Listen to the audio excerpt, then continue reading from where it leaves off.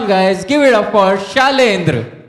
तो first of all सबसे पहले तो यहाँ लोग जो ज़्यादातर मैं कहना चाहता हूँ कि सब पोइट्स आएंगे तो वो लव वगैरह के बाद में गाएंगे। तो हमारे एक कहावत है कि प्रेम प्रेम की बात करे प्रेम न समझे कोई, बलिदान की जब बात आए बलिदान कर सके न कोई।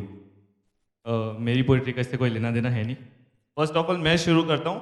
कुरुक्षेत्र की एक कहानी है जिसको भीष्म प्रतिज्ञा कहते हैं। मैं श्रृंगार रसक कवि हूँ तो मेरा काम चीज़ों का श्रृंगार करना है। मुझे युद्ध का और शमशान का श्रृंगार बहुत पसंद है, तो मैं यहाँ युद्ध का श्रृंगार करूँगा।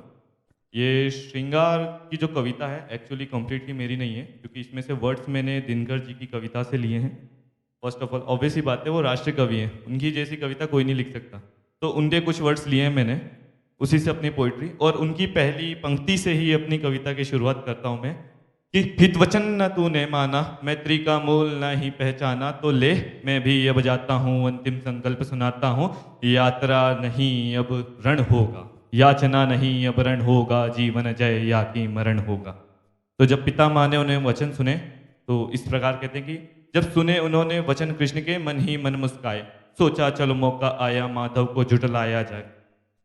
पितामह के विचारों को सुन समी समी प्रज्ञा थी, एक और कृष्ण प्रतिज्ञा तो दूजी और भीष्म प्रतिज्ञा थी। दादा की बातों को सुन अर्जुन मन ही मन विचलित था, क्योंकि वह उनकी शक्तियों से भली भांति परिचित था।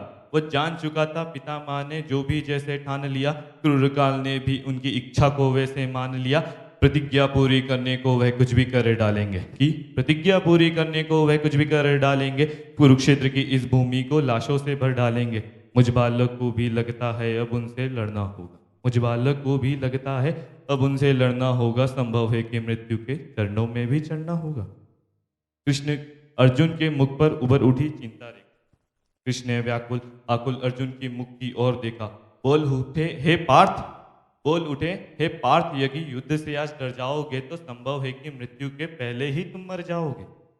कृष्ण की बातों को सुन अर्जुन में शक्ति संचार हुआ, उठा गांडीव कांधे पे सजा, वह लड़ने को तैयार हुआ। महासमर्थ में महारथियों ने प्राणों की आहुति दी। पितामह ने अर्जुन को देखा, रथ की गति धीमी की, रथ को रोका और रोकते ही पहले ये काम किया। कृष्ण को देखा, मुस्काए और झुककर उन्हें प्रणाम किया। अर्जुन को आशीष दिए, छलकी आंखों को मींच लिया और अगले ही क्षण टुनीर से बाणों को भी खींच लिया।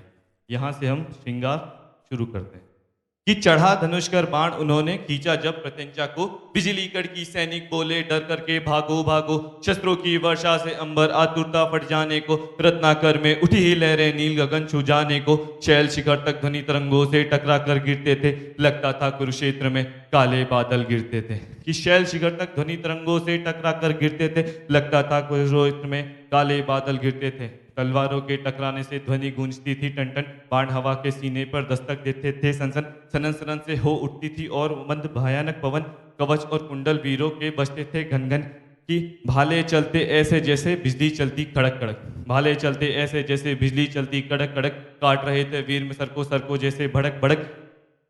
उद्दंड चंडनी चंडी माँ के चंडों में नर मुंड चढ़े, उद्दंड चंदनी चंडी माँ के चंडों में नर मुंड चढ़े, बजा रहे थे गन गन यमराज नगाड़े खड़े खड़े, कि घनन घनन घन घोर घटा की गिरती जाती थी क्षण क्षण में, बाण कमान कृपाण गदा का रक्त बहा था कंड कंड में।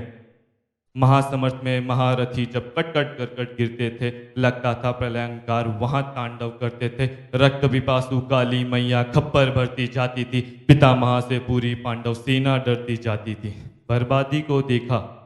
बर्बादी को देखा और गांडीव उठाया तो उस गांडीव से अर्जुन ने अपना पहला बाण चलाया तो पितामह के बाणों से टकराकर वहीं टूट गया, कि पितामह के बाणों से टकराकर वहीं टूट गया। अगले ही क्षण मुष्टिक से अर्जुन के गांडीव छूट गया। पितामह को यूं मनमानी न करने दूंगा मैं, कि पितामह को यूं मनमानी न करने दूंगा मैं, चाहे जो भी हो अर्जुन को ऐसे ना मरने न दूंगा मैं। यह कहकर माधव ने रथ के पहियों को ऐसे उठा लिया, यह कहकर माधव ने रथ के पहिए को ऐसे उठा लिया, उसे सुदर्शन चक्र बनाकर पितामह की ओर किया। माधव की यह मुद्रा मानो महाकाल से मिलती है, कि माधव की यह मुद्रा मानो महाकाल से मिलती थी, उनकी इस मुद्रा से जैसे पूरी पृथ्वी हिलती थी। पितामह ने माधव को देखा, पितामह ने माधव को देखा, धनुष रखा और मुस्काए, धनुष रखा और मुस्काए, और दादा मन में भूल गए, हाथ जोड़कर बोले माधव, क्या प्रतिज्ञा भूल गए? धन्यवाद। एक बार जोरदार तालियां पंडित शालेंद्र के लिए।